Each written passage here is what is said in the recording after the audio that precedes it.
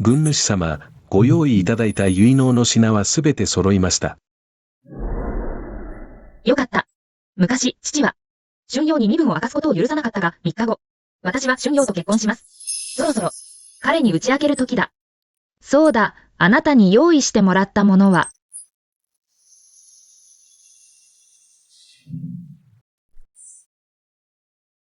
軍主様、これは春将軍にお送りする宝刀です。すでに準備が整いました。しかし、老公屋様の方は。父はただ、私が春陽と結婚するのを許さないだけ。まあいい、父の言うことは3日後。春陽と婚礼を挙げた後で、改めて聞こう。はい。春夏の皆様は今日、玄妙館で祈祷を。くれぐれも気をつけて。人目が多いですから。裏口からお入りください。身分を悟られないように。承知しました。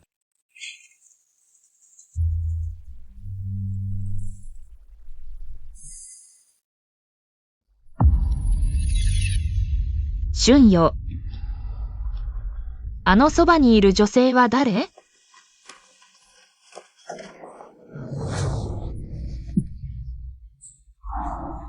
？3日後、ミューロングゼオと結婚するというのに、今日、私を訪ねてきたのはなぜ？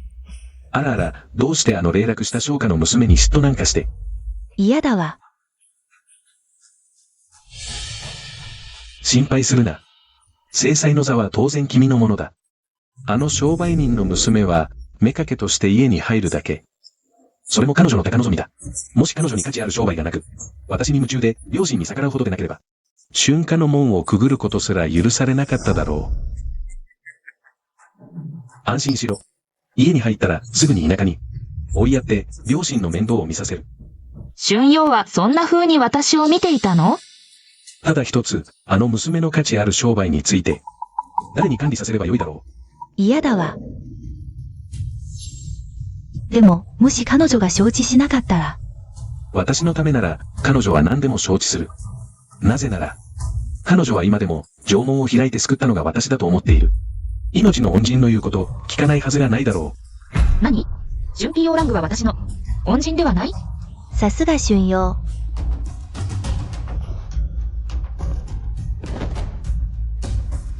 春陽の願いが叶いますように。私と春陽が、末永く添い遂げ、夫婦円満でありますように。黙れ。正常な地で、白状者の加護などあるものか。二人でここで貫通するとは、神仏に見せつけるつもりか。お前たちの汚れた罪業が、地獄へと落とすだろう。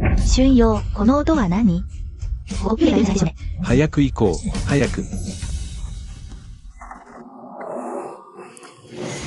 春 P.O. ラング、見てやる。3日後、お前たちがどうやって願いを叶え、仲睦まじくするか。君子、命の恩ありがとう。もし他人の命を傷つけたら、私の車代も払えないよ。子供が無事で何よりだ。気にしないで、配達に行きなさい。ありがとう。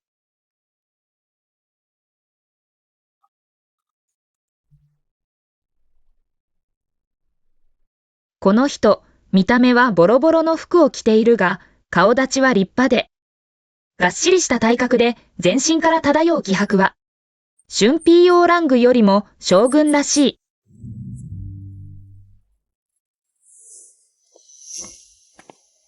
兄貴、いい腕前だ。あ、誰か来た。この方。彼女だ。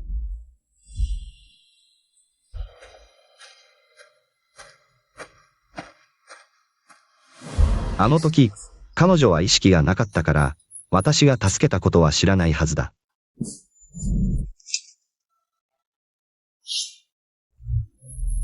いい刀だ。この刀の名は、藤刀、中帝富士の意味から取った。残念だが、前に送りたかったあの男は、今はこの刀にふさわしくない。今この刀は、軍に送る。私に。ただで送るわけじゃない。兄貴に一つ手伝ってほしい。一日だけ私の婚約者を演じてほしい。このお嬢さん、重首を探すなら遊郭に行ってください。私は笑いも売らないし、ましてや身も売らない。笑いを売る必要はない。ただ他人の前で。役を演じてほしいだけ。もし、この刀では物足りないと思うなら。ことが終わった後、値段は君が決めていい。いいよ。ことが終わったら、私もお嬢さんに。一日だけ、私の婚約者を演じてほしい。了解。3日後、正午、幕気象軍府で。約束だ。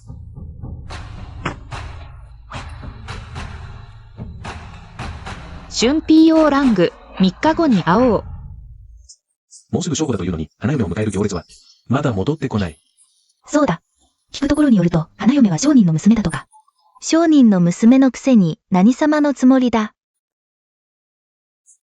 息子よ、もうすぐ吉時だというのに。このミューロングゼアをまだ現れない。座っている賓客や親戚がみんな見ている。このミューロングゼアオは、みんなに私たちの笑い物を見せたいだけじゃないか。母さん、心配しないで。ミューロングゼアはきっと、私に偉そうにするはずがない。道中で何かあったんだろう。もう少し待とう。花嫁が来た。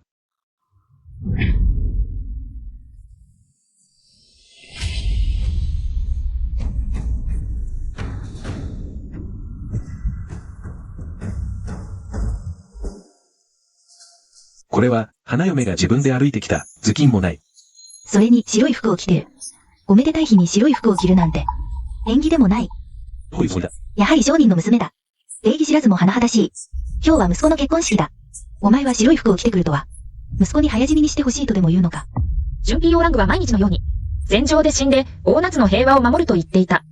死も恐れないなら、私の白い服を気にするはずがないだろう。ミューロングゼアを。今日は私たちの結婚式だ。白い服を着てくるなんて、わざと私に災いをもたらそうとしているのか。本当に縁起が悪い。息子よ。縁起が悪い。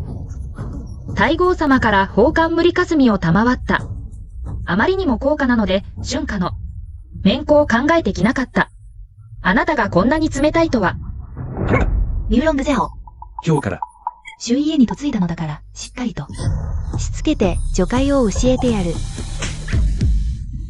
私を殴る気か？殴ったらどうだ？昔ミューロング家は災害救援で、太后様から女戒を賜った。私のしつけは太后様が教えてくださった。あなたは自分が、太后様より尊いとでも思っているのか？ミューロング家は商人だが、朝廷と協力して災害救援をし、皇室からも愛されていると聞いた。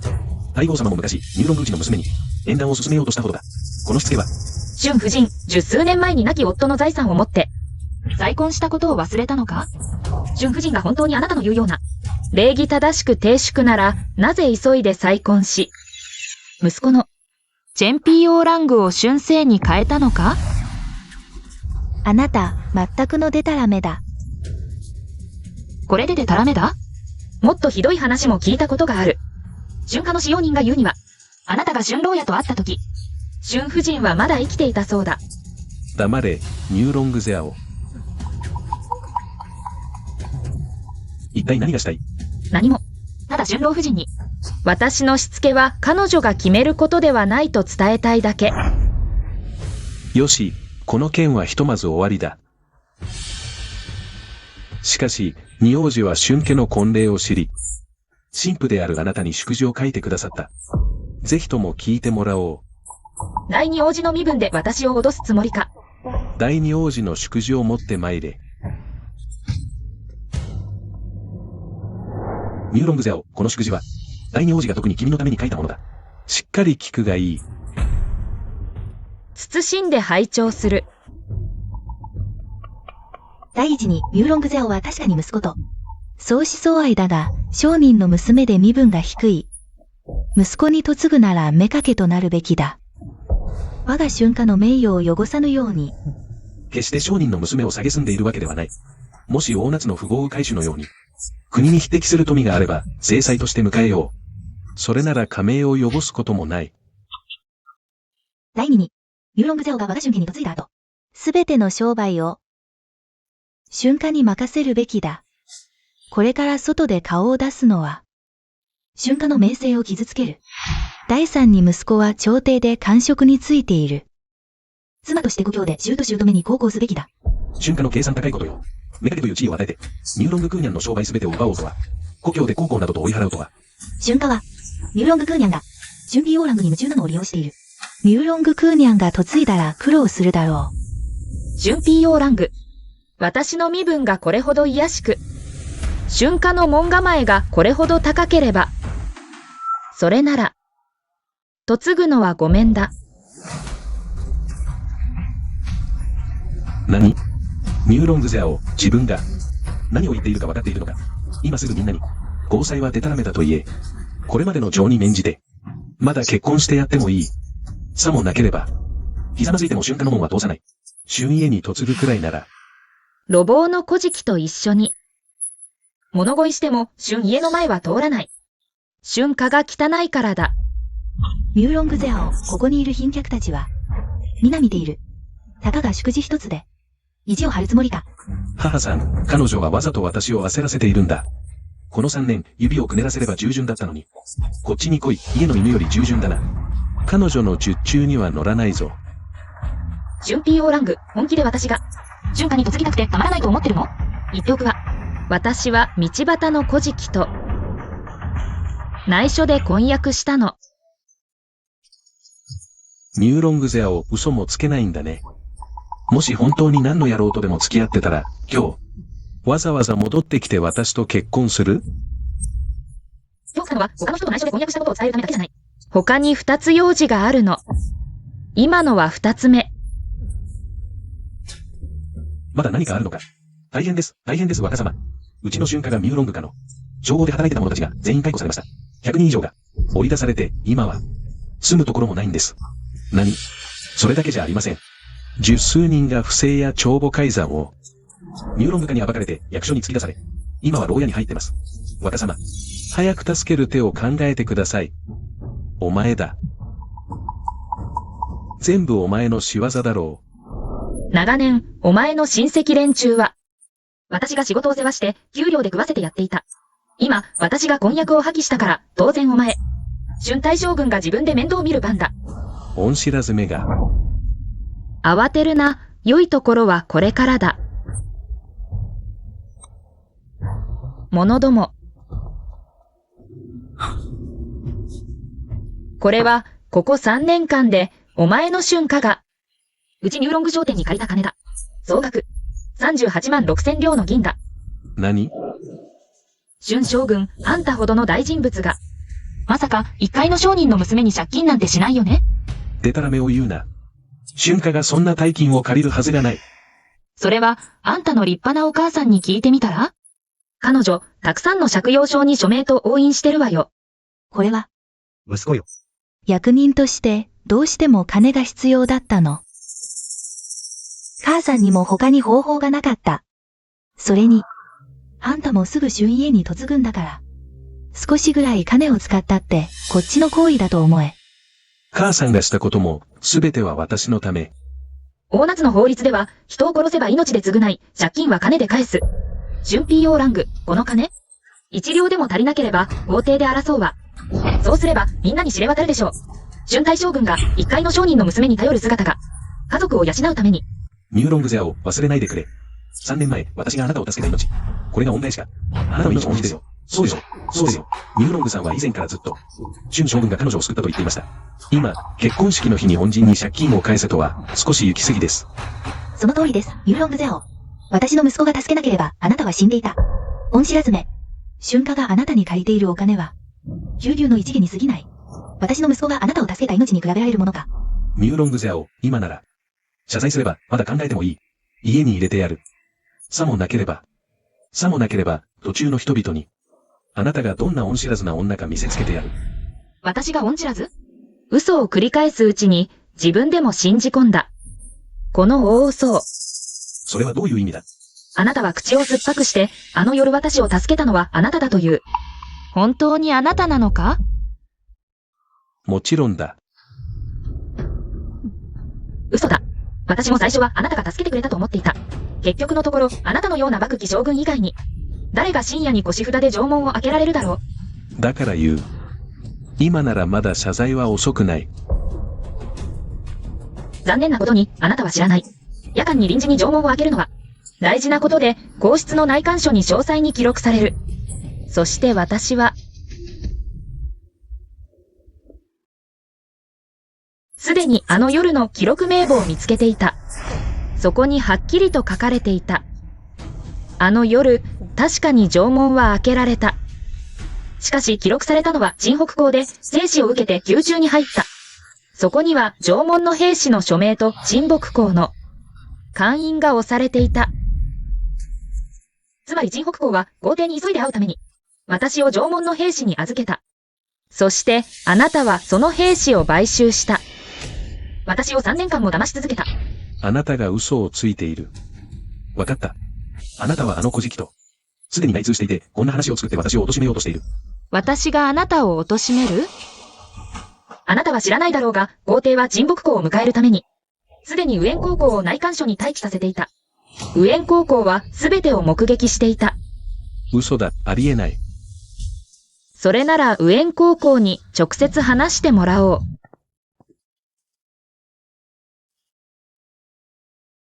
右遠高校、どうか当時のことをみんなに話してください。場外で私を助けてくれた人は、本当に春ピーオーラングなのか？春将軍であるはずがない。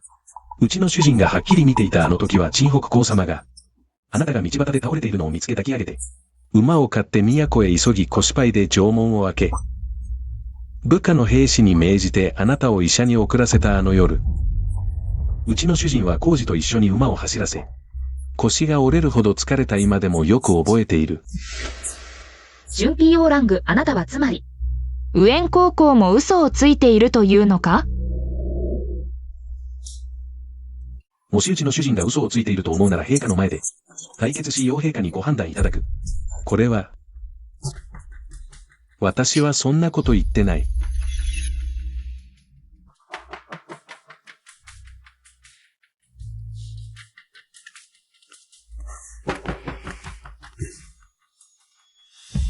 ゼアオイヤールたとえ私があなたの命の恩人でなくても、私たちのこの3年間の思い、愛し合い理解し合ったことも嘘なのか。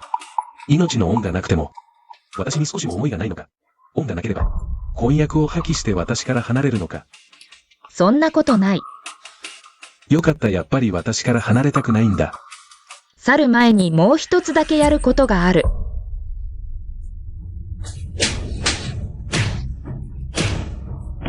3年間も騙した罪ひざまずいて償え。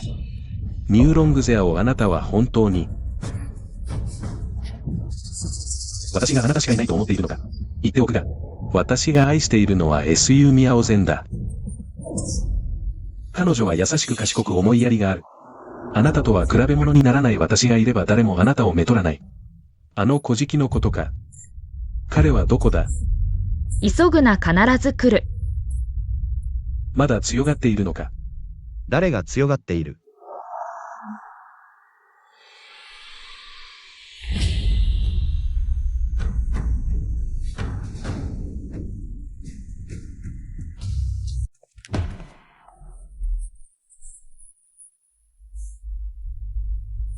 すべて準備できた。見たか？あなたが軽蔑した古事記が、今、私が選んだ運命の人だ。あなた。そして、あなたは私が捨てたただのゴミだ。ニューロングゼアを忘れるな。今日は私たちの結婚式だ。あなたは自ら堕落して、この古事記と一緒にいる恥知らずめ。私が恥知らず？春将軍は忘れたのか？私はここに婚約破棄に来たのだ。誰と一緒にいようと。春将軍には干渉する権利はない。いいぞ、破棄だな。なら今日叶えてやる。今すぐ手紙を書いてミヤオゼンを呼ぶ。今日が彼女と私の結婚式だ。どうやらあなたたち本当に深い仲なんだな。ユウさん、あなたは本当に嫌な奴だ。こんなことまで考えつくなんて。春ピーオーラングとミューロングゼオの新婚部屋でやるなんて、彼らに見つかるのが怖くないのか。何が怖い？瞬間なんて私の眼中にないよ。それに、刺激が好きじゃないの？いやらしい。もちろん、宮尾善は私に深い愛情を抱いている。私たち二人は、とっくに互いに一生を託し合っている。あなたのような卑しい商人の娘がいなくなれば、ちょうどいい、私は宮尾善と。一生を共にし、仲睦まじく白髪まで添い遂げられる。ああ、あなたたち二人は深い愛情で結ばれ、気持ちが通じ合っているんだね。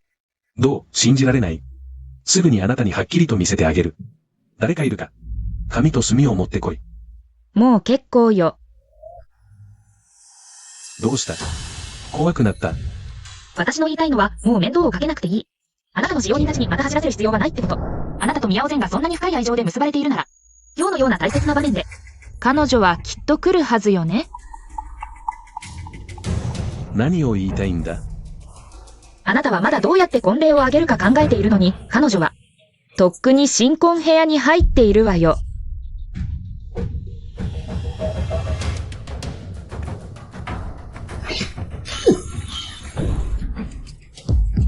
真っ昼間から、これは。なんて派手な遊びだ。本当に恥ずかしい。これは。おめでたい日に、主の新婚部屋で不倫するなんて。みっともない。本当に恥知らずなクズだ。不倫まで。他人の新婚部屋で全く恥知らずだ。そうだよ。春大将軍。SU 宮尾善、最女の。あなたへの愛情は本物ね。手紙を書かなくても。自分で早々に新婚部屋に入っているんだから。SU 宮尾善、あの都で。有名な才女。清らかな芸者だと言われていたじゃないか。芸を売っても体は売らないって。なんて派手な遊びだ。SU 宮尾善。春大将軍。SU 宮尾善はあなたと深い愛情で結ばれている。彼女がそこに横たわっているのは、きっとあなたのために床を温め、幸運を祈っているからよ。どうか彼女を誤解しないで。私はただ収容のために床を押さえて幸運を祈りたかっただけ。おめでたい雰囲気を分けて。誤解するなと言いながら服も着崩して他の男と抱き合ってる誤解だと？バカだと思ってるのか？どんな大胆な奴がお前と密会してるのか見てやる。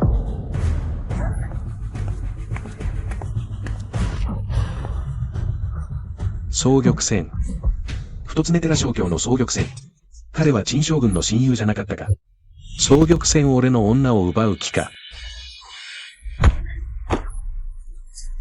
内陳とはとっくにちぎりを交わした中、いつからお前の女になった？備え陳口先ばかりで、愛してるとか白髪まで添い遂げるとか言いながら、裏で双玉仙と密通してたのか。私。ダメだ双玉仙は地位は高いが。側室の地位しか約束してくれない。信用なら制裁にしてくれる。なんとかごまかさないと。信用誤解です話を聞いて。説明できます。説明？真っ昼間からみだらな行為を、キスマークつけて男と街を歩いてたことか。陳大将軍、それは言い過ぎです。蘇さんにキスマークがあったとしても、きっと、理由があるはずです。黙れお前に発言権はない。彼女を殴らずにお前を殴ろうか。彼女に手を出してみろ。内陳大丈夫か。陳ハロー。内陳は俺の女だ。余計なお世話だ余計なお世問だと？いい子の先人を妻女にするために、10万両も使ったお前の女だって、なら返せ。10万両。彼の言う通りよ、もちろん本当よ。今食べてるものも使ってるものも着てるものもすべて、私が送ったもの。玉泉説明するから。話を聞いて。私。女が俺に借金を押し付けるつもりか。玉泉。待て俺の金を使い裏切った上に、今日中に金を返さないと逃がさない。ジハロ。なぜ金を返さなきゃいけないんだ？すべてあなたが進んでくれたものよ。この女。私を殴る気か。この小娘、うちの息子を殴るなんて。私が小娘なら、お前の息子は何だ？お前の息子がいい人間だと思ってるのか。彼は命名。ミューロングゼオと婚約していたのに。それでも私にちょっかいを出してきた。あの準備オーラングは、三審2位で不誠実な裏切り者だ。彼が今受けているのはすべて自業自得だ。何がわかる？うちの息子は男だ。男は三妻四将あって当然、ましてや。うちの息子は幕期待将軍、お前を。才女だと思い、めとりたいとまで思っていたのに。今見れば、下女にもなれない。彼が私に夢中？私から見れば。春ピーオーランドは私利私欲しかない。彼のやったことはすべて名声のため。私をめとったのは才女の名声のため。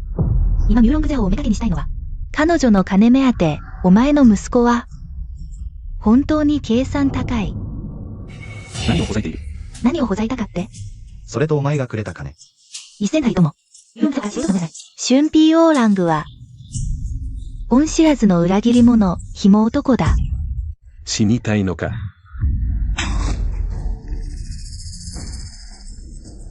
私を殴るなんて。殴ったぞ、お前は知りたがってた。なぜ私がお前を騙して、ソングユーザンと知り合ったか。理由は一つ、お前が浮気者で、低層観念がないから。皆さんご存じないでしょう、この威風堂々。立派な春将軍は、無能だ。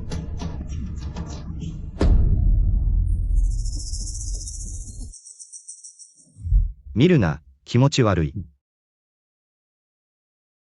彼は嫉妬しているの。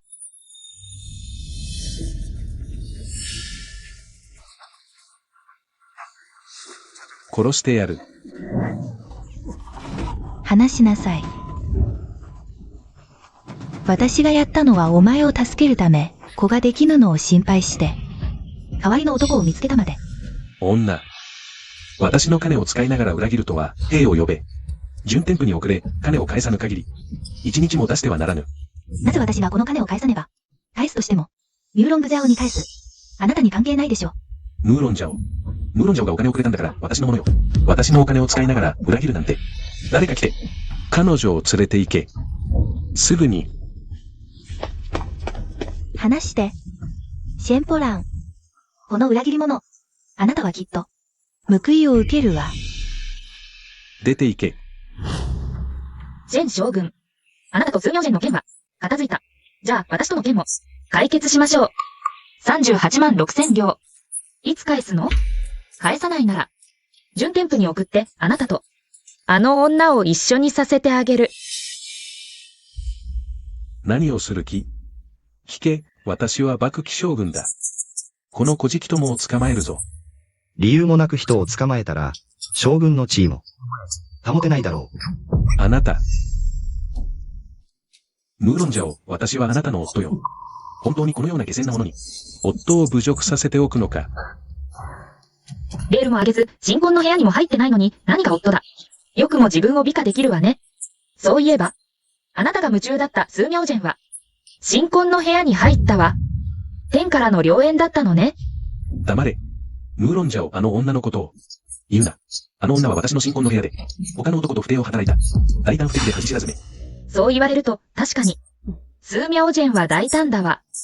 白昼堂踊り寺、ここでみだらなことをするだけでなく、場所もシェン家を選ぶなんて、彼女の、清純な外見とは違うわね。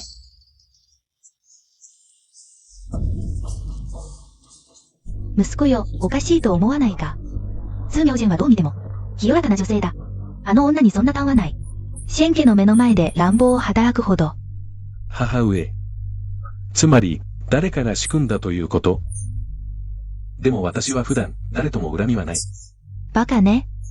幕期将軍になったのだから、やむ者は多い。わかるわ。恋にあなたの評判を落とし、皇帝に重用されなくしようとしたのよ。でも数名ジェンと私の関係は、知る者は少ない。もしかして、お前だ。ニューロングゼアオ、このすべては、お前の仕組んだことだろう。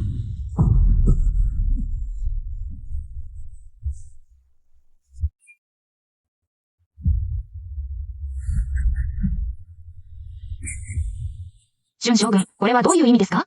どうも話がよくわからないのですが。ふざけるな、ニューロングゼアオ。お前はミヤオゼンが、今日私の屋敷にいることを知っていた。だから、この核は入ってくるない。まっすぐに寝室に向かった。お前は私を破滅させようとしている。わかっているのか？私がお前を破滅させた？あの二人は以前から不倫関係にあった。私はただ、流れに身を任せただけだ。誰が想像できただろう。あの二人が、お前の顔を踏みにじり、お前のベッドで。そんなことをするなんて。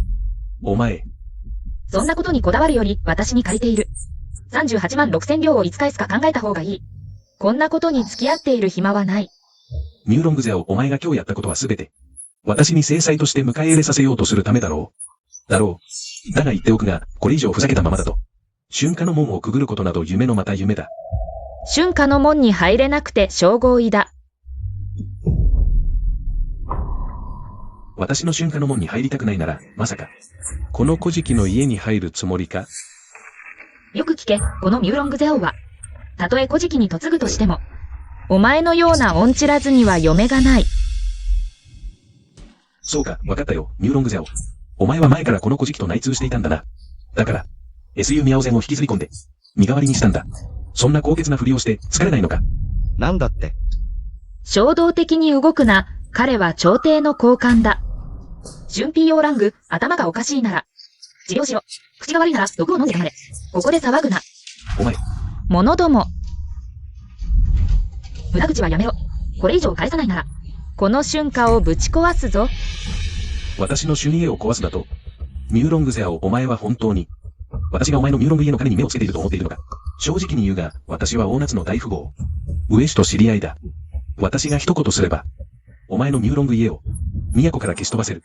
鵜飼氏とは大夏一の大商人だ。まさか春 P オーラングが、なんと鵜飼島と繋がったとは、春夏は。一気に出世するな。そうだ、聞くところによると鵜飼島が築いた商会は、すでに大夏の交渉を圧倒するほどで、国に匹敵する富を持っているという。聞いたか？鵜飼島の産業は大夏中に広がっている。これはお前のような小さなミューロング家が、比べられるものではない。そうか、じゃあお前には何の関係があるんだ？教えてやろう。鵜飼島はすでに私に連絡を取ってきて。しかも私を高く評価していると言ってくれた。今日大きな贈り物を届けると伝えてくれた。これで私に関係があるかどうか分かったか？3日前までは私は、春 P オーラングの正体を知らなかった。確かに彼にサプライズをあげようと思っていた。軍主、ご準備いただいた結納の品はすべて揃いました。よかった。当初父上は。安心の見はそう言うな。3日後、私は春郎と結婚する。そろそろ彼に打ち明ける時だ。早く、急いで、もっと早く。お前は鵜飼島が贈り物を持ってくると言ったな。ミューロングゼオ、私は誰だ？私は幕期将軍だ。鵜飼島が私と交わりたいと思い。贈り物をくれるのは当然のこと。これはお前のような商人の娘には想像もつかないことだろう。そうか。じゃあ賭けをしようじゃないか。どんな賭けだ？賭けるのは、彼が今日贈り物を。お前の屋敷に届けないということだ。もし私が負けたら、この38万。6000両の銀を帳消しにする。だがもしお前が負けたら、お前はみんなの前で認めなければならない。お前はただの世間を欺く卑怯者だということを。いいだろう。賭けよう。私が受けて立つ。信じられない。小さな商人の娘が、全国の大富豪、鵜飼島を言いなりにできるなんて。いいだろう。見てろ。大鵜商会の手のひらが到着しました。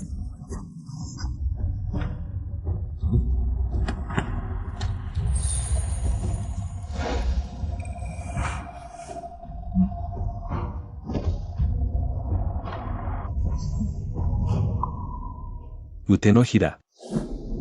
これらの箱と宝石は、春将軍、例には及びません。これらは、当時怪盗が約束した、春帝へ送る嫁入り道具です。嫁入り道具。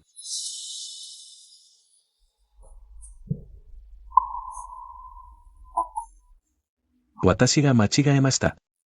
ほんの気持ちです。なるほど、この後会長は本当に財力が豊かですね。ほんの気持ちなのに、こんなに盛大だなんて。本当にご破棄いただきました。私たちにとっては、大御商会にとっては、ほんのわずかなものです。取るに足りませんよ。この後会長はこんなにお金持ちだったのか。しかし、私は彼女に一度も会ったことがなく、ただ称賛しているだけなのに。こんなに多くの贈り物までは、くれしょう。このご会長は、男性ですか女性ですか？私たちのご会長は、もちろん女性です。もし私がご会長と良縁を結ぶことができたら、この御用賞は私の。靴を磨く値打ちもないでしょう。御用賞。聞こえていたでしょう。これらの祝い品が。もう陳腐に入った。この賭け、あなたの負けだ。陳将軍、贈り物が届いたからといって、あなたのものになるわけではありません。まさか陳将軍は、これらの贈り物が、もちろんです。さっき御将が明確に表明しました。これらはすべて、呉会長が私への気持ちとして約束してくれたものだと。そして御将は、大御商会の御さんです。彼の決定は、つまり呉会長の決定なのです。原本はそうでした。しかし、今は必要ありません。持って帰ってください。御用賞、頭がおかしくなったんじゃないか。あなたのような小さな商人の娘が命令する資格が、大御商会の任に、あなたが、大御商会のご会長だと思っているのか。実に滑稽だ。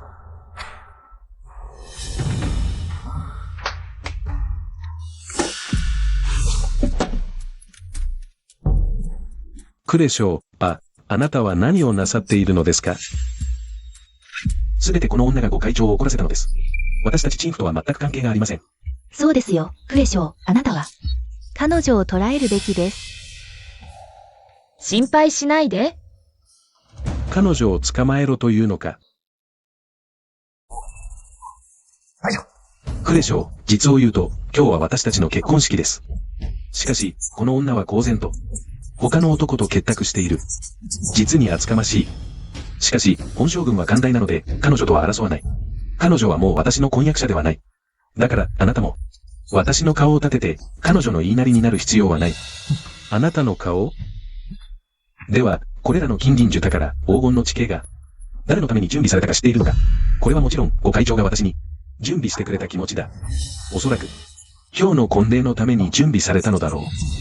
本当にご破棄いただいた。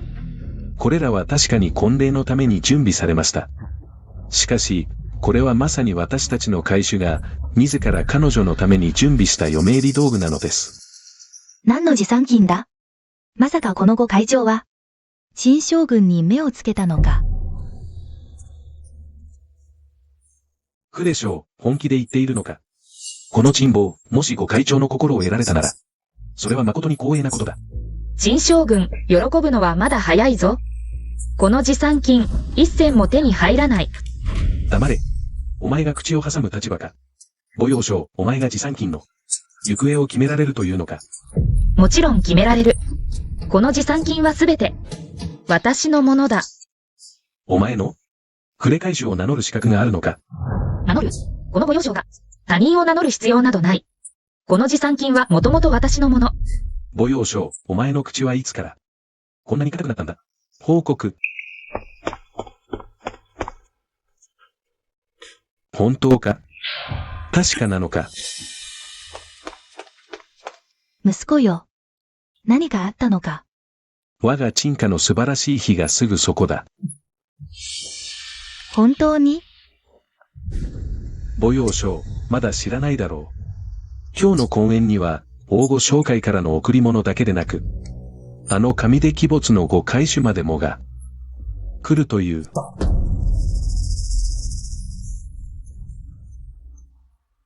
聞き間違いか。呉会主が陳腐に来るだって。もし呉会主とつながりを持てたら、大金を稼ぐのは朝飯前だろう。御用将、今すぐひざまずいて謝るがいい。今までの情に免じて、取りなしてやることも考えてやる。さもなくば。さもなくばどうする？さもなくばお前の御用家を都から消し飛ばす。そうか？ではお前が夢中になっているご会主はなぜここに来る？呉将の話、聞き逃したのか。これらの金銀財宝はすべてご会主が、私に持参金として持ってきたものだ。今日はまさに私の結婚式。ご会長は私と結婚するために来るのだ。そうか？誰もお前に言わなかったのか？お前の厚かましさは、壁を築けるほどだぞ。もういい。御用将、今すぐに。ひざまずいて許しをこうがいい。さもなくば呉会主が到着したら、後で悔やんでも間に合わないぞ。そうか？私はむしろ、誰が誰に許しを請うか見てみたい。いいだろう。棺桶を見るまで泣き言を言わないとは。呉海舟が来るって言ってただろう。まだ来ないのか。来ないんじゃないでしょうね。呉将、この呉海舟。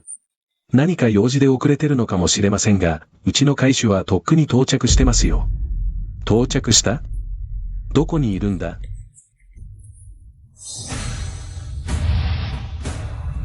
こちらが、我が大呉商会の呉海舟です。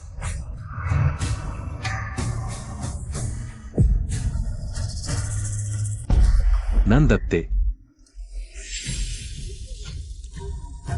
呉将、冗談はやめてくださいよ。彼女が大夏一の女性富豪だなんてありえない。私と陳将軍の関係は、冗談を言い合う間柄じゃない。母陽将が第一の女性富豪。この金銀財宝はまさか。言ったでしょう。これらはすべて私の嫁入り道具です。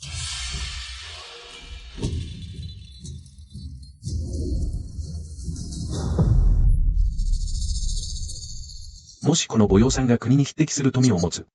呉海舟なら、陳将軍は今回本当に、妻を失い兵も損なったな。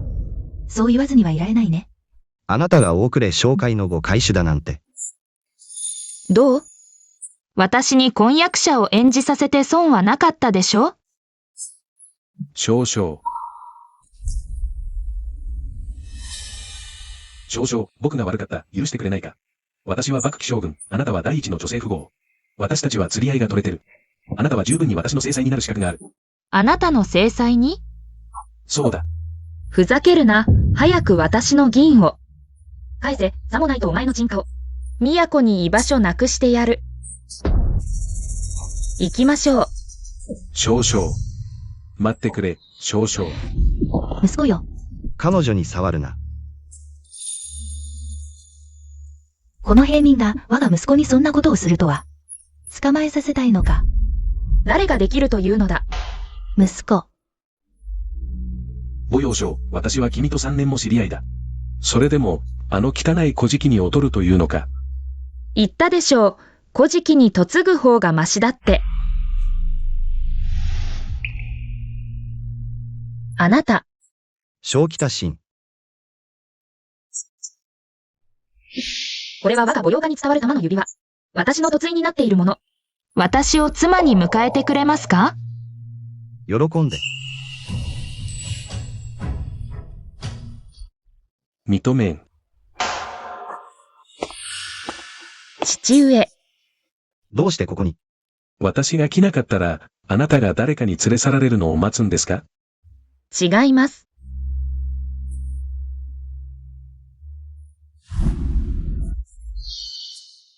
男も未婚、女も未婚、こんなにベタベタしてどうするつもりだ。父上、娘は考えが変わりました。娘は春ピーオーラングとは結婚しません。春ピーオーラング。おじさま。彼はもちろんあなたにはふさわしくありません。しかし道端で適当な人と結婚するなんて。それならもっと腹が立ちます。父上。前は春ピーオーラングと結婚すると言って、今は、この人と結婚すると騒いでいるあなたの目には、この子の大事なことがお遊びに見えるんですか？私。おじさま、ご安心ください。私たちはただ。私たちは一目惚れでしたが、私は必ず、ミューロングさんを大切にします。大切にする？うちのゼアオイ ER は幼い頃から、贅沢な生活に慣れている、あなたは自分さえまともに世話できないのに、どうやって彼女を世話するつもりだ？ふざけるな。BA ライアン。聞く気もない。ここに、銀1万両がある。これを持って、私の娘から離れろ。1万両。とでは家一軒がたった400両です。1万両。これは普通の人が一生かかっても稼げない。大金ですよ。父上、娘を叱るのは構いませんが、こんな風に。私の、友人を侮辱するのは、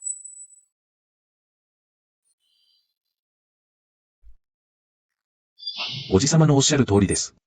ゼアオゼアオのような方に、このような平民が、到底ふさわしくありません。私は不詳ながら、春辟オーラング、この前、皇帝陛下から幕府将軍に任命されました。おじさまがお許しくださるなら、正妻としてゼアオゼアオを、お迎えしたい。春辟オーラング、ここで何を言ってるんだ。うるさい、早く帰れ。おじさま。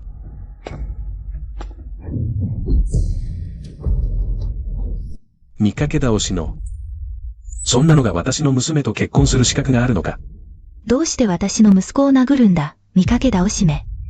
もしかしてこの春将軍の地位は実力不相応なのか。何をデタラメ言ってるんだ、私の息子は。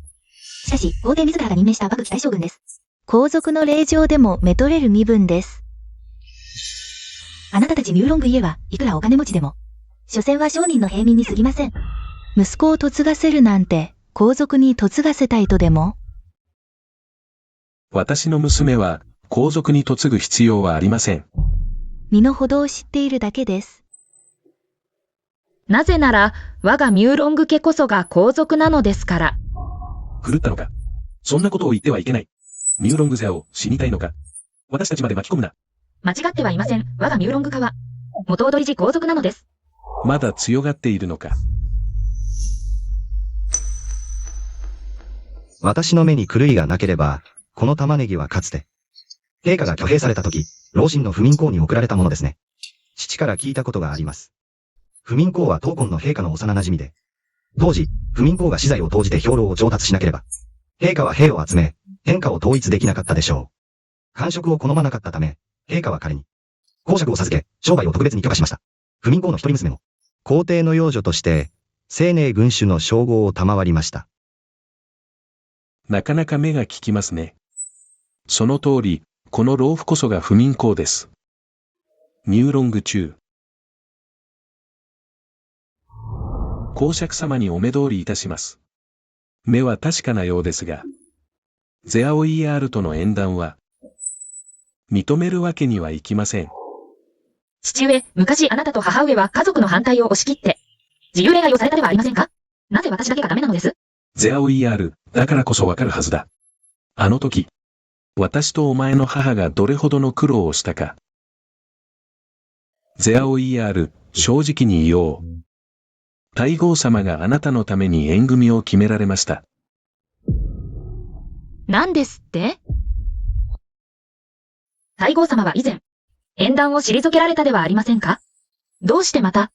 あの春という男のために、私や母を捨てるのではないかと心配で、太后様のところへ、縁組の直使を願い出たのです。父上。ダメです。私が直接お願いします。太后様はおっしゃいました。ゼアオ ER、直使が下れば、撤回されることはありません。今回は必ず、良いお縁を用意すると。いりません。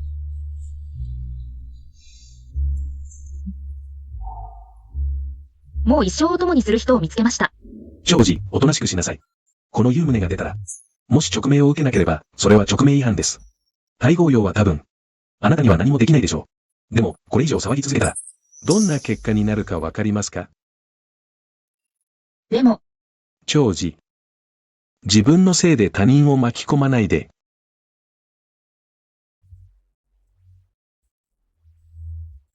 それとも、御用さんが困っているなら、私が太后様に、勅命を取り消すよう進言しましょう。長の小敷が太后様に、勅命を取り消せなんて、本気で自分を陳北公だと思ってるのか。あなたは賢い人だと思っていたのに、まさか、ここまでずうずうしいとは。今の言動は下克上です。私でも助けられません。嘘はついていません。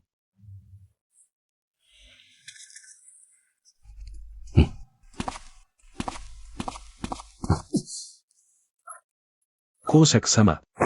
老公爵と奥様が屋敷で大事な用事があるからすぐ戻るようにと言ってました。どんな用事か聞いた。縁談のことで、すぐ戻れとのことです。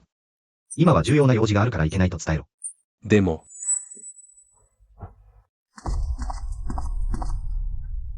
何かあったんですか？なんでもない。そうだ、もし太后様が勅命を取り消さないなら、これを渡しなさい。きっと承知するはずだ。これは何ですか？陳北古符だ。陳北古符って何ですか、父上？これを持てば、天下の兵馬を動かせる。昔、陛下が北蛮の80万の大軍を滅ぼした陳北公に下賜されたものだ。なぜそれがあなたの手に？実はこれは、偽物だ。軍の将校なら誰でも知っている、この陳北古符は、陛下が陳北公の武勲を称えて賜ったもの。どうして古事記の手に？だからあの古符は、間違いなく偽物だ。これは、本物の古符です。死に際になってまだ強がるか。王族のふりをするとは、旧族皆殺しの題材だ。私を助けようとしてるのは分かっています。陳花見を怒らせようとして。でも、朝廷のものを偽造するのは重罪です。そうすると危険だ。私も心配になる。ニューロングさん、私を信じて。この古符は本物だ。もういい、ニューロングゼアオ。まさかこの古事記の言葉を真に受けるつもりか。もし彼が皇族や貴族で、陳北公から、この古符を借りて威張っているだけならまだしも、あの貧相な格好で、彼にそんな資格があるのか。なぜ私に資格がない？もしこのチンキタトラフが本物なら、君はどうする？身の程知らずめ、この古符が本物なら、私も君と同じように古事記になる。昔、陛下が国父を陳北公に送ったとき、城内の文官や武将、国公や公爵たちを招いて、古符の暗記を覚えさせ、後に偽物で、兵を動かされないようにした。公爵様もご存知でしょそうだ。老夫は確かに陳北古符を見たことがある。そしてその暗記も知っている。だが、本当に私に見せるつもりか。よく考えろ。もしこの古符が偽物なら、旧族皆殺しになるぞ。う。公爵様、ご覧ください。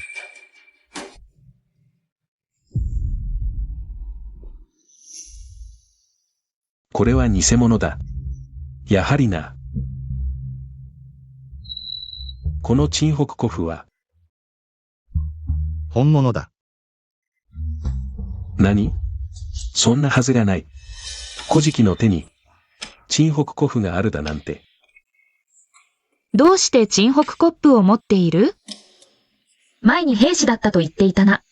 つまり、もしかして陳北公の黒甲軍に所属していたのか？だとすると、この陳北古符は、陳北公から預かったものか？ニューロングさん、さっきから、私をかばってくれてありがともし本当に陳北公の配下だったなら、彼の信頼を裏切ってまで、私を助けるべきじゃない。早く逃げろ。う。だから、さっき急いで私を追い出そうとしたのは、私のことを心配してくれたからか。私は大夏のためだ。立派な男なら国境を守り、国を守るべきだ。ここにいるべきじゃない。機会があれば、北境に会いに行くよ。陳北公があなたにこの陳北古符を預けたのは、あなたを深く信頼しているからだ。その信頼を裏切るな。そして私の娘は奔放で、威厳のある行為者こそが彼女の一生を守れる。お前はふさわしくない。ニューロング家の当主、誤解です。この古符は、私が預かっているのではなく。わかった。お前は死んだも同然だ。準 P.O. ラング。いい加減にしろ。ゼアオゼアオ、お前は彼に騙されてるんだぞ。黒甲軍は全員北境で守備についている。この小兵が、都に滞在しているなんて、どう見ても陳北公の覚えがめでたいわけがない。明らかに、軍営から追い出されて逆上し、古符を盗んだんだ。準 P.O. ラング。何をデタラメ言ってるんだ。どこが間違ってる？彼のような命惜しさに、きっと彼の両親も、ろくでもない連中だろなんだって。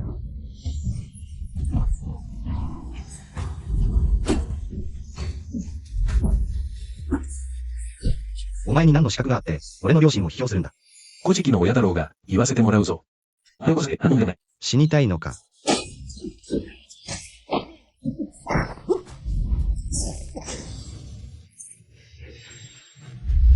謝るか、死ぬか。お前の両親を罵るべきではなかった。謝罪する。レイチェン、こんなに人が見てるんだぞ。衝動的に動くな。彼は朝廷の名官だ。今日彼を殺したとしても、何の問題もない。俺に勝ったからって安心するなよ。お前は陳北国を盗んだ。陳北公は、必ずお前を処罰する。そうか。でも彼はそうしないと思う。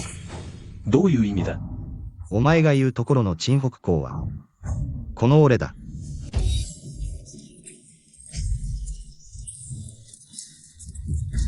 いつからお前は狂ったんだ？聞いておけ、陳北公になりすました罪だけで。お前はもう死罪だ。全く、やはり。何も分かってない小じきだ。朝廷の重職になりすますのは、重罪だ。レイチェン、そんな言い方はダメだ。陳北公はどんな人物か。そんなことを言ったら、大変なことになる。ミューロングさん、本当に嘘はついてません。ミューロングゼアを軽々しく。この古事記の言葉を信じるな。たとえチンキタトラフが本物でも、今彼が、自分が陳北公だと言っても、誰が信じる？なぜ俺が陳北公でないと決めつけるんだ。見てごらんこのみすぼらしい格好俺がお前を。増票だって言ったらもう褒めてる方だぞ。よくもまあずうずうしく陳北公だなんて言えたもんだ。何が怖い？俺のためを思ってずっと。陳北公のふりをしてくれてたのは分かってる。でも、もうここは任せて早く逃げてくれ。ミューロングさん心配しないで。俺は本当に陳北公だ。まだ言い訳する気か。間違ってなければお前は都で。官職の幕期将軍だろうなぜ俺が。陳北公じゃないと決めつける。それはもちろん俺が陳北公に。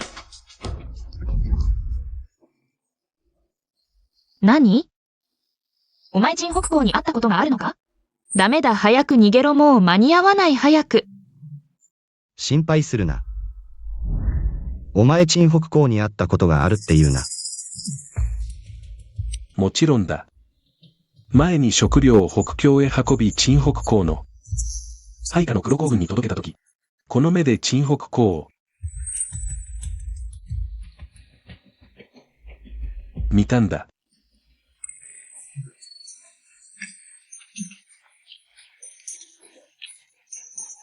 だが陳北公は秀明で威厳に満ち、万軍を滑る風格は、こんなちっぽけな兵士が及ぶものか。確かか。もちろん確かだ。それに、誰もが知ってる陳北公は北境を守り、飯がなければ都に入れない。お前が陳北公だって、まさか、職名もなく都に入ったとでも言うのか。BA ライアン。今回は密かに賞を受けて入京した油断して、正体を晒してしまった。たかが脱走兵がよくも陳北公のふりができたな。わあ、わかったお前はきっと。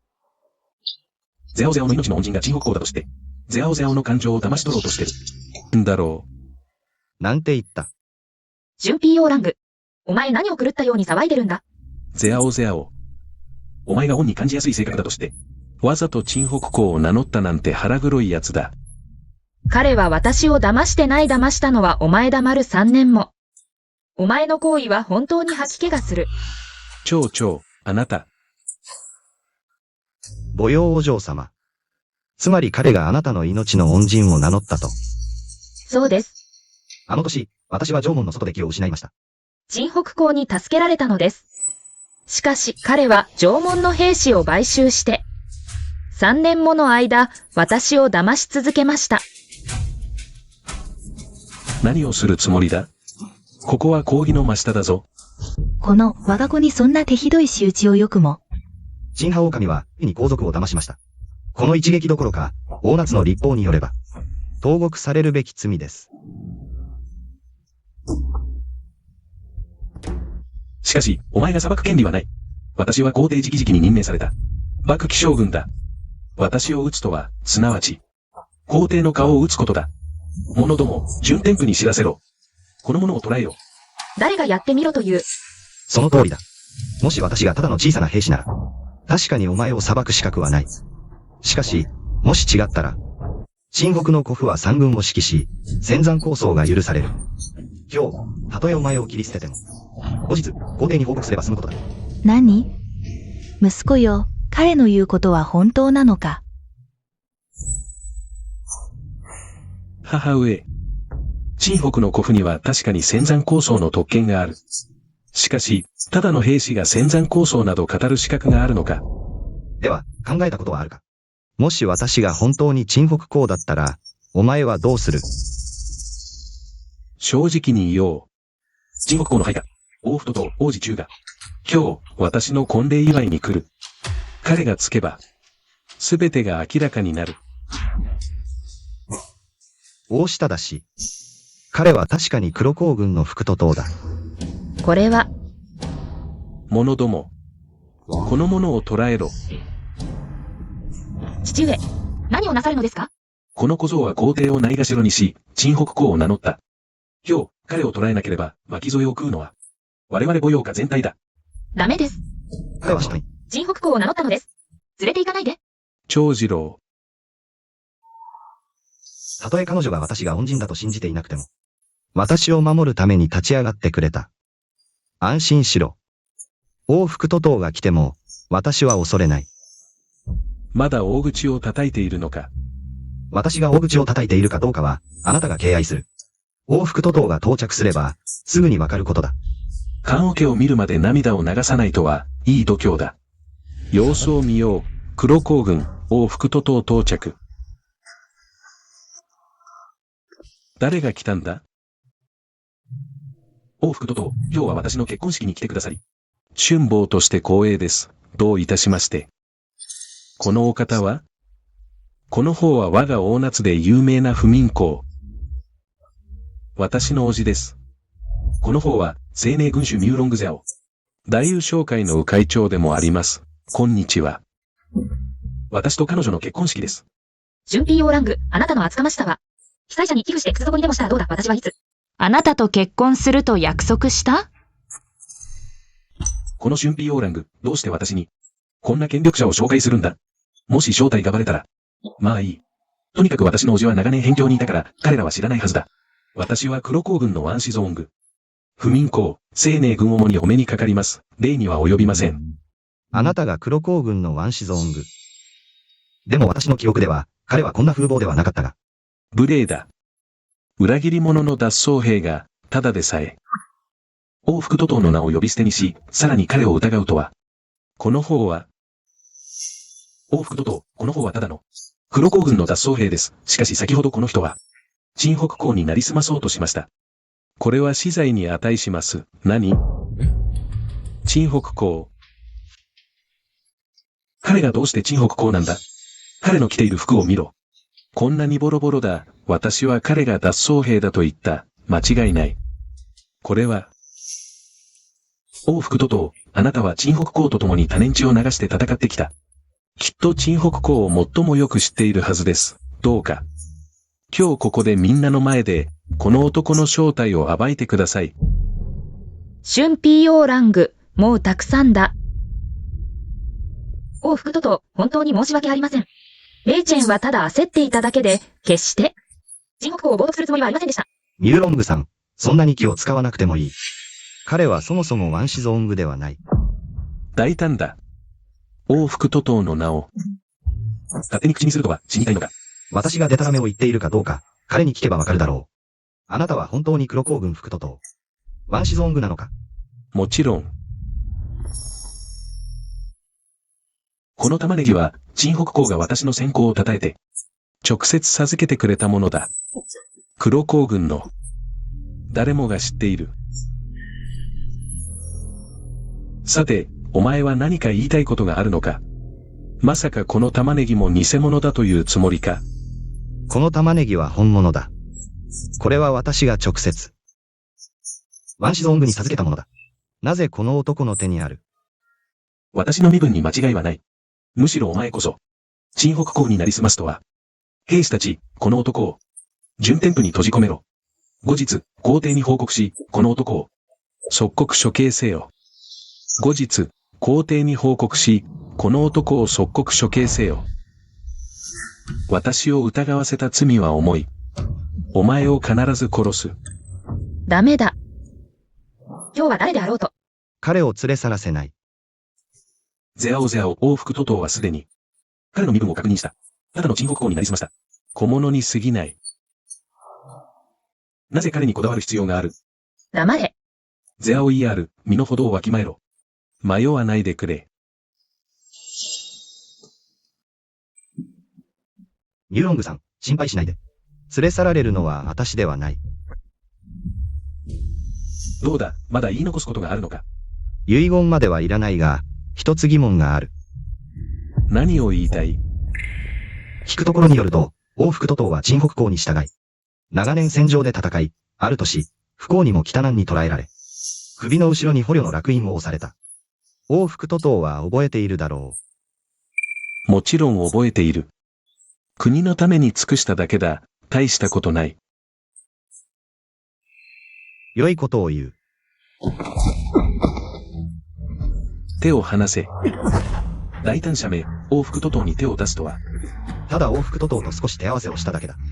王副都頭は武芸も平凡で、首の後の烙印まで消えているとはな。王副都頭は武芸も平凡で、首の後の烙印まで消えているとはな。烙印があるようには見えないな。バカだ、この男は偽物だ。私たちは騙されていた。早く支えてくれ。お前は誰だ？私を騙したな。彼は確かにワンシゾーングではない。だが、なぜお前が私のワンシゾーングに授けた玉ねぎを持っている？私は王政正ではありませんが、王政正は、私の身の叔父で、鎮北公の、右腕のような存在です。だから、あなたが以前私からお金を取ったとき、鎮北公に紹介すると約束したことは、全部嘘だったの？バカだから何でも信じるんだね。お前は。来ると、この男は大夏の将軍を名乗り、都で詐欺を働いた。準添付に押し込め、即日、準添付医が取り調べる。はい。待ってくれ、私の叔父は鎮北公の配下の副都頭だ。叔父が副都頭なら、私が鎮北公に。報告させて処分を待つ、話せ。早く連れて行け。彼の罪は私より重い、鎮北公を名乗ったんだ。これはどうしたことか、ちょっと席を外した間に。こんなに人が増えて、ウエン高校。鎮北公を名乗る者がいる？誰がそんな大胆な？あいつだ。お前は終わりだ。ウエン高校は縄文で鎮北公の帰郷を迎えたことがある。ウエン高校がお前の偽物だと証明したら、ミューロングゼアオでも助けられない。お前。心配するな、私の身分は本物だ。緊急時は手段を選ばぬ、身分を明かしたことは後で。陛下に詫びるしかない。まだ強がってる。前回は運が良かっただけ。偽物に出会えたが、ウエン高校は、本物の鎮北公を知っている。私の身分は隠す必要がない。ゼアオ ER。一度だけ私を信じてくれるか。彼が私をゼアオ ER と呼んだ。なんだか嬉しい。まあいい。罪を問われたら必ず。一緒に立ち向かう。春将軍、鎮北公を名乗る者がいると聞いたが、ウエン高校、鎮北公を名乗るだけでなく、お玉の品を盗み、大号を侮辱した。こんなものを大夏の法律で、どう処分すべきか。何？もし本当なら、即刻準添付で取り調べ、事実なら、即座に斬首、旧族皆殺しだ、よし。ウエン高校。彼は決して鎮北公を冒涜するつもりでは。ゼアオ ER、感情に任せるな。父上。心配するな。私の身分は本物です。文高校の面前で嘘をつくとは。あなたは、文光公。久しぶりですね。私、陳北公にお目にかかりました。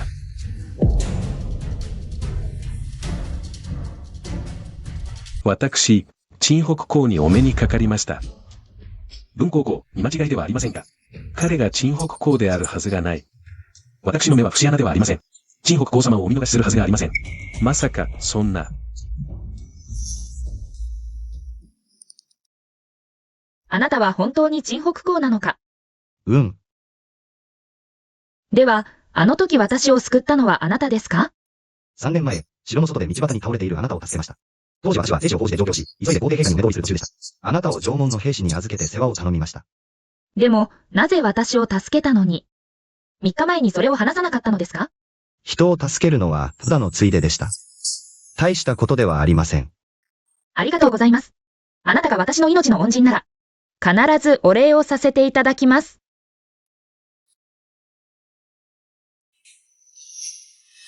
ただ、私の身分を語って。恩を着せて見返りを求める者がいるとは。あなた。母陽将、私があなたを助けたのではないのか。しかし門前であなたが倒れていた数日間、私が世話をしたのではないか。滴るほどの恩も泉のように報いるべきだというではないか。私と結婚しなくてもいい。直接。20万両の銀をくれれば、これまでのことは帳消しにしよう。あなたの言う世話とは。我が母用家の薬剤を使い、我が母用家の使用人を使い、口先だけで20万両も稼げるなら、この世にそんな甘い話があるものか。あなた。そうだ。金の話といえば。者ども。陳将軍が金を返さないなら、陣兵を空にするまで運び出せ。いつ陳将軍が金を返したら、ゆっくり話し合おう。やめろ、やめろ。みんなやめろ、やめろ。母陽将。ここが陣兵であることを忘れるな。これは皇帝陛下から賜った将軍の邸宅だ。あまりにも人を馬鹿にしている。今日こそ、お前を懲らしめてやる。今日こそお前を懲らしめてやる。ミューロングゼアを私を殴るなんて。殴ったらどうだ？お前だけが人を殴っていいわけじゃない。他人が反撃するのは許されないのか。それに、お前が誇りにしている将軍府。もうすぐお前のものではなくなる。何のつもりだ？私が金を使ってお前を出世させてやらなかったら、幕貴将軍の座に座っていられると思うか？すでに殿下に報告したお前の将軍の座は、もうすぐ保てなくなる。なんだと？ミューロングゼアオ、この毒不明。どうして私の息子にそんな仕打ちができる？ジュンピーオーラングは私の知らないところで不正を働き、それに私の財産を奪おうとしている。私はただ自分のものを取り戻しただけ。悪辣さでは、お前たちの10分の1にも及ばない。もういい。金のことなら何とかして渡すから。だが、このことを正常に報告して、お前に何の得がある？得はないが、私は楽しい。お前。軍主、将軍府内の財産はすべて確認完了しました。相場換算で合計12万6千両の金。よし、つまりまだ24万2千両残っている。返し終わっていない、者ども、将軍府が。すでに空になったなら、準将軍を。準天府に招き入れよう、金を返したら。その時に解放してやる。はい。やめろやめろ、引きずり出せ、ミューロングゼアを。この女、お前とは終わらないぞ終わらない、連れて行け。ミューロングゼアを。話せ。じゃあね。ことは明らかになった、わしはこれで失礼する。もう用はない、みんな引き上げろ。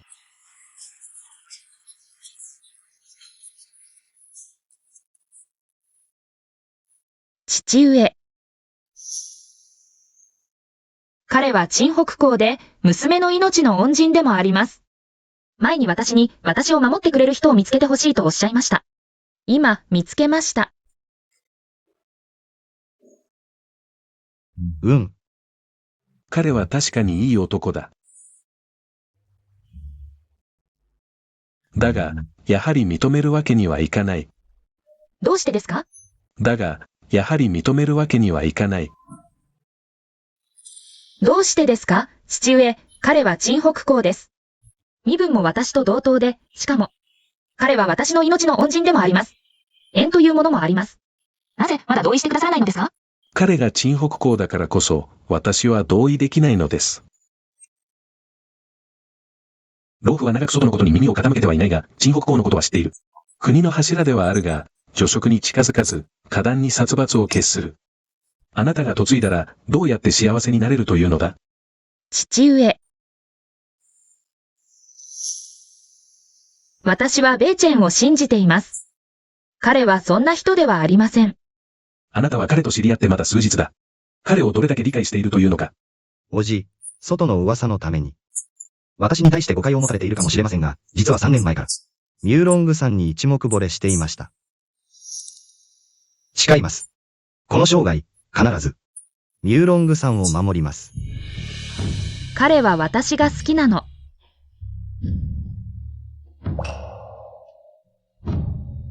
もういい。国のために忠義を尽くす英雄になれるからといって、妻を宝石のように守る夫にもなれるとは限らない。聞くが、もしある日、辺境で戦いが急を要し、ちょうどゼアオイヤールが、命の危険にさらされたら、どちらを救う？父上。彼に聞いているのだ。どちらを救うのかと。私は大夏のために辺境を守ります。予想通りだな。ゼアオイヤール、聞いたか？彼が何と言ったか？父上、彼は堂々たる陳北公です。国家の大義を守ることは、彼の当然の責務です。これは明らかに彼を困らせようとしているのです。しかし、もし私がミューロングさんをめとれば、彼女はこの国を使って、胸中の軍を動かすことができます。陛下が攻め立てれば、私が全ての責任を負います。口先だけの言葉。父上。もういい。これ以上言う必要はない。今日のことはこれで終わりだ。この縁談はこれで取り消しだ。父上。心配しないで。私が大号に命を取り消すようお願いします。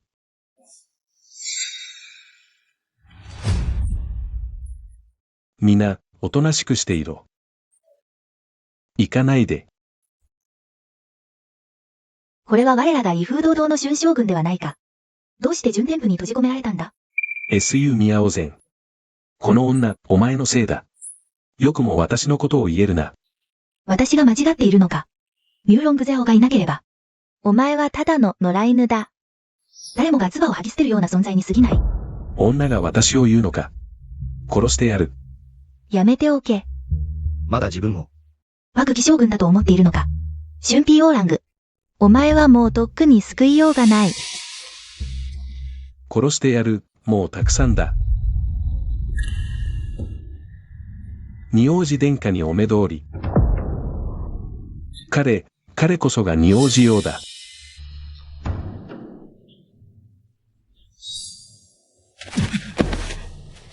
本王にどう約束した？ミューロングゼアオがお前に、一途に思いを寄せ、他には嫁がないと言っただろう。結果はどうだ？わかっているのか？もし本王がミューロング家の財力を手に入れれば、本王の大事もさらに賞賛が増すというのに。殿下、すべては非職の過ちです。以前はミューロングゼアオが、私に一途だと思っていました。しかし、彼女が牽制に目がくらみ、私に内緒で突然帰郷した。陳北公と密通していたとは、何だと？陳北公が京城に、いや、京城だけではない。さらに、彼は、ミューロングゼアオを連れて将軍府で大暴れした。よし。とても良い。元踊り寺、彼が北寺にいることで心腹の患いになるかと心配していたが、まさか、無断で京城に入っていたとは。まさに天の助けだ。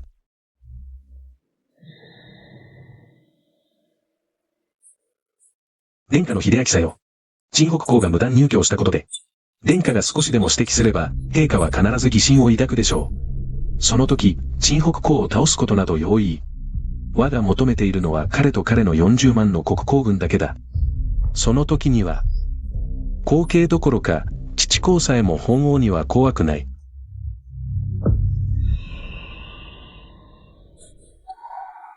これは、どうして本王の計略を疑う？非職は恐れ多い。ただ、非職が聞いたところでは、陳北公は大使と親交が深いようです。心配するな。本王が求めるのは彼の平和だけ。忠誠心などいらぬ。本王が即位した後、大使のもとへ送り届けてやる。二殿下の辛抱遠慮。非職の愚鈍さよ。誰か。殿下、何かご用でしょうか。彼を連れ出したい。これは。はい、仁王寺殿下に感謝申し上げます。さて、本王の計画を聞いたこの女は。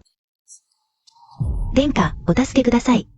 無比にはもう一つの計略が。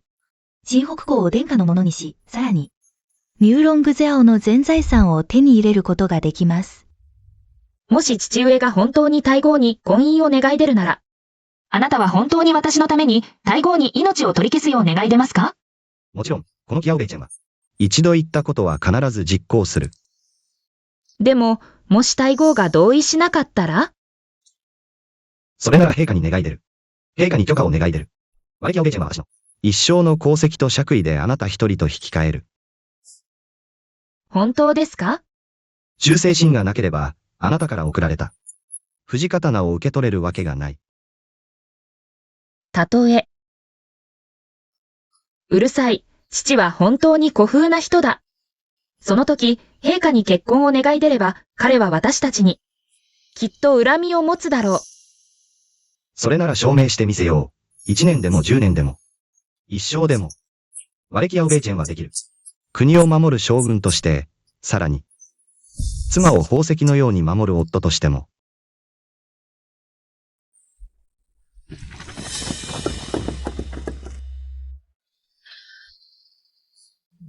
春ピーヨーラング。驚いたでしょう。二人とも、こんなに早くまた会えるとは。何しに来た？大使の命令だ。陳北公キャオベイチェンは。職務を離れ無断で上京、謀反の意図あり、死刑に値する。私が捕らえに来た。キアオベイチェンを捕らえろ。心配しないで、すべて私に任せて。本当に大使の命令なのか。大胆だ、大使を疑うとは。キアオベイチェン、おとなしく投降するよう進める。さもなければ、ミューロングゼアを共犯として、容赦なく処刑する。準備オラングはいつ？大使の手下になった？彼は明らかに仁王寺の側だ。ミューロングゼアよ。あなたは陳北公に嫁ぎたい一心だが、無断状況は、死罪だ。たとえ嫁いでも、世間からは、夫を亡くした未亡人と見られるだけ。キアオベイチェンを捕らえろ。これは陰謀だ。言ってはいけない。私が上京したのは、この陰謀のためだ。ゼアオイヤール。私からのプロポーズの品を大切に保管し、定心を待て。プロポーズの品、定心。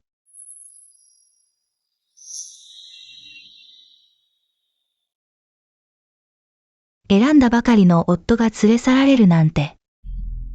ミューロングゼアオ、あなたにもこんな日が来るとは。あなたに笑われるような立場じゃない。笑いに来たんじゃない。来たのは、今すぐ救出策を考えろと進めるため。さもなければ、あなたの恋人陳北公はすぐに、首をはねられる。殿下。私たちはまず、大使の名を借りて、シェンボランにシャオベイチェンを連れ去らせる。それからムロンチャを説得する。彼女の全財産を使って、あなたに助けを求める。その時、私たちは、わかった。あなたがシャオベイチェンの、口にした求婚者のことだね。あなたがそんなに親切に私を助けるわけがない。別にあなたを助けるつもりじゃない。シェンボランに仕返しするためだ。あいつはソンユージャンとの仲を邪魔した。それに私を牢屋に入れた。この恨みは必ず晴らす。結局何が言いたいんだ？今、陛下はご病気で皇太子が政務を取っている。皇太子が陳北公を連れ去った以上、彼と対等に渡り合える人物を見つけなければ、彼を救える可能性がある。第二王子のことか？彼がどうして助けてくれる？ムーロンジャオは国に匹敵する財力を持っている。少しお金を使えば、彼も見て見ぬふりはできないだろよし、ひとまずあなたを信じてみよ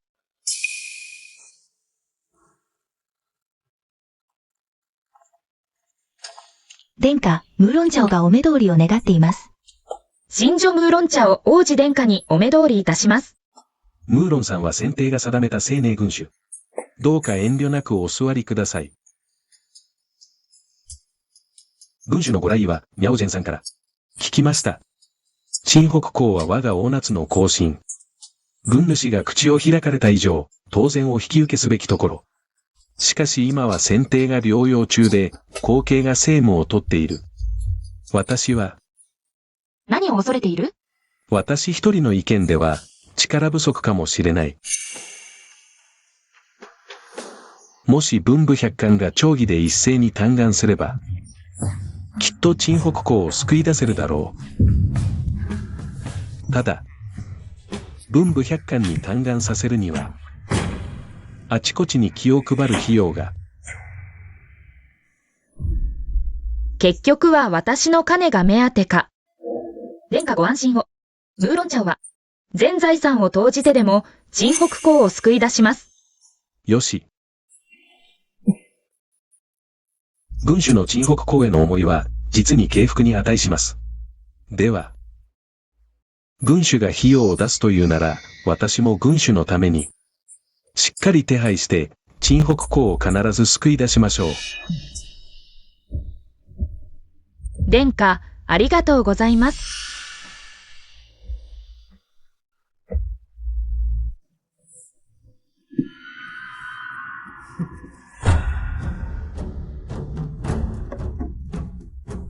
殿下、神女はこれにて失礼し、資金調達に戻ります。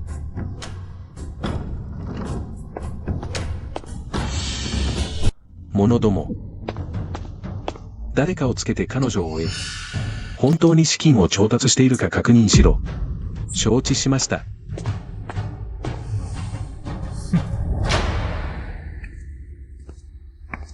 まさかあなたがこんなに手腕があるとは。ユンゼのことを計算に入れただけなく、男のために全てを顧みないことも。茶に毒を入れる妙案も思いついた。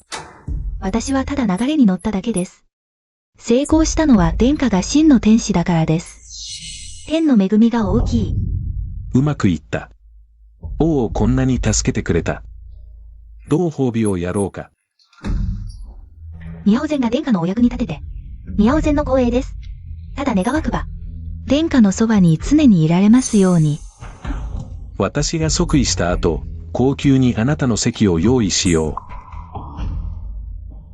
う。殿下ありがとうございます。いえ、陛下ありがとうございます。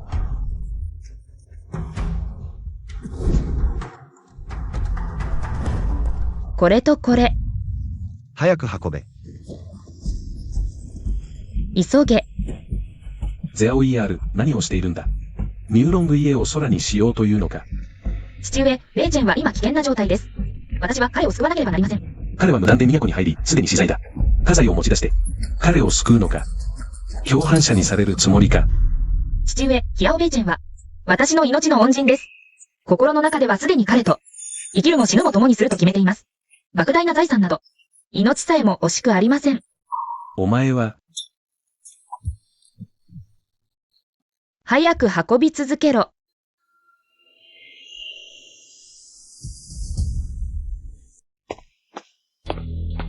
軍主と一の七夜の竜主人が来ました。小生、軍主にお目にかかります。竜主人、これらの書画を、すべて質に入れ、金銀に変えたい。できるだけ早く。これらの地形や家屋の証書もすべて質に入れます。これらの品々は数が多く、値打ちも高い。本当に売るおつもりですか？そうです。ではすぐに金銀を調達いたします。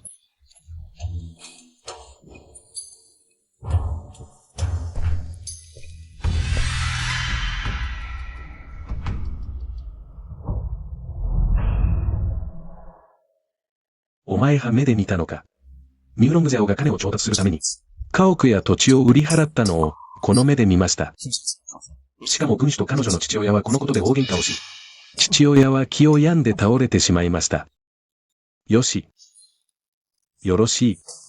どうやら、この陳北公はまさに、ミューロングゼアオの急所のようだ。行け、春辟オーラングに命じて、陳北公を連れてきさせろ。はい。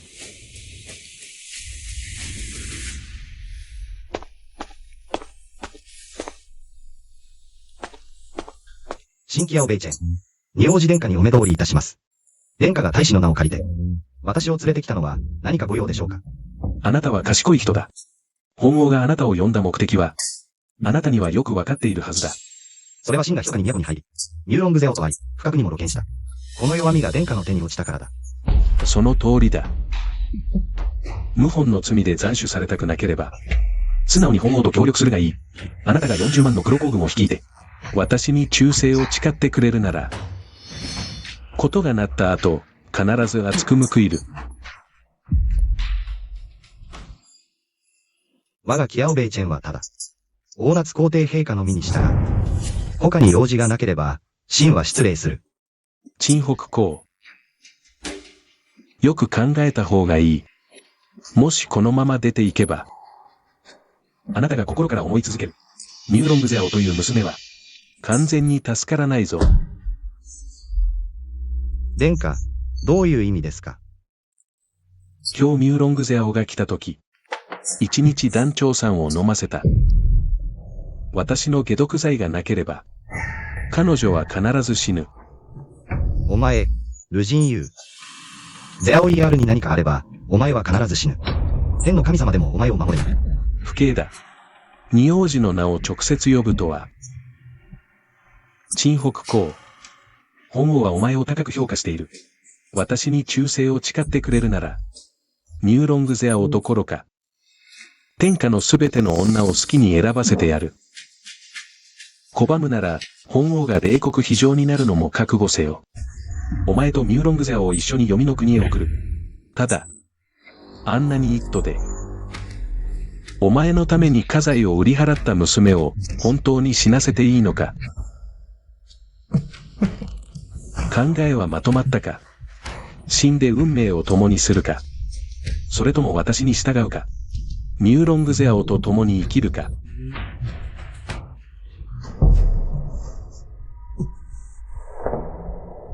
わかった。約束する。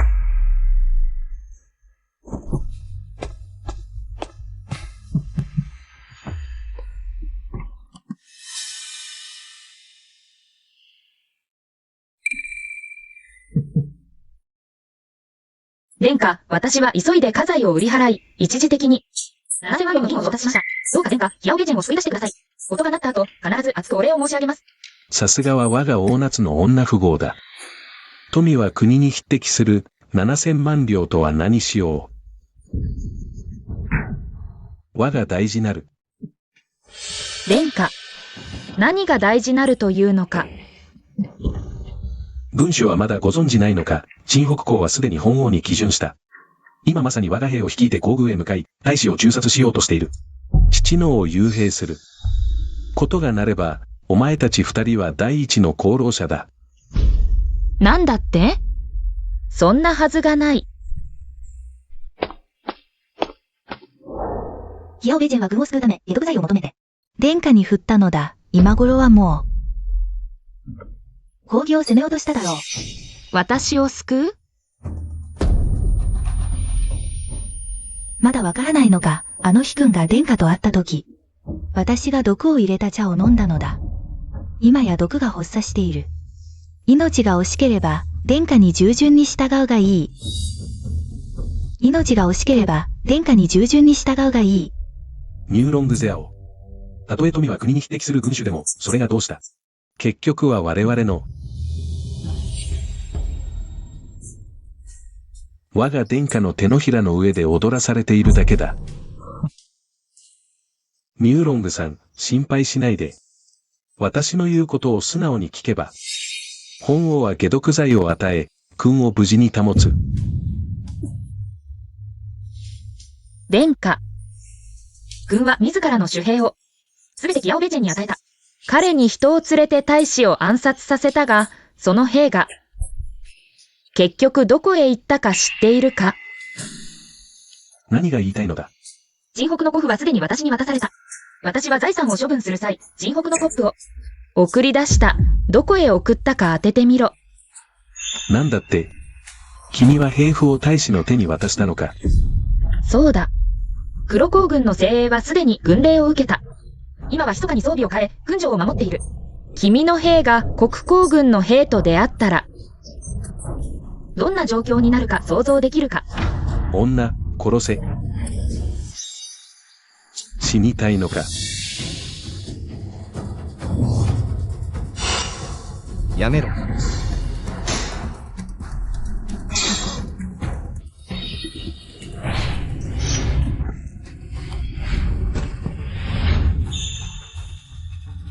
陳北公。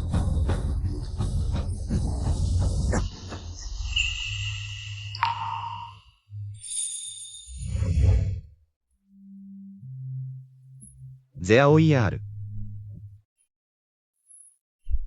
ベーチェン、あなたが必ず来ると信じていた。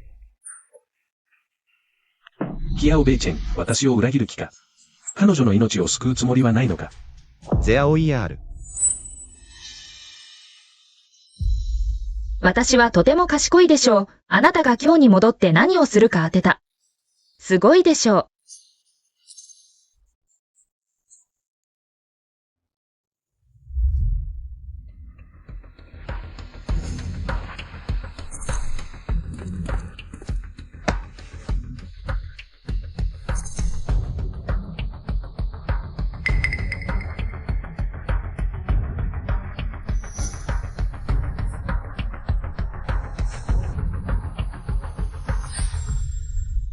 長子、心配しないで。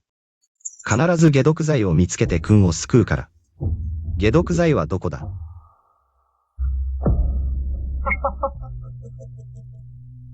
彼女を救いたいなら、お前はこの王様のために大使を殺しに行け。さもないと私が死んでも、彼女を道連れにするぞ。どうだ、正気多神。決めたか。この王様に従い、彼女と共に生きるか。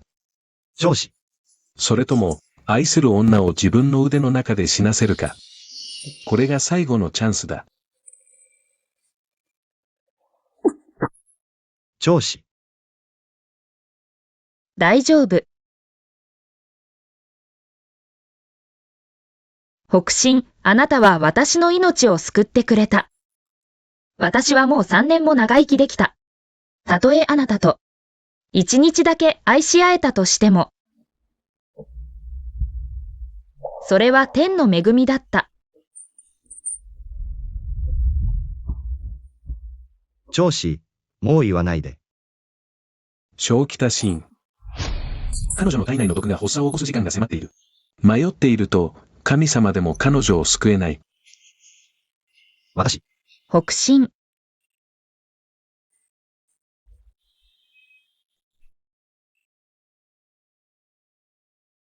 覚えている？父があなたに聞いたあの選択を。あなたは言った。天下の民と私、あなたは民を選ぶと。その言葉を忘れないで。だって、私の愛する男は、大夏の陳北公なんだから。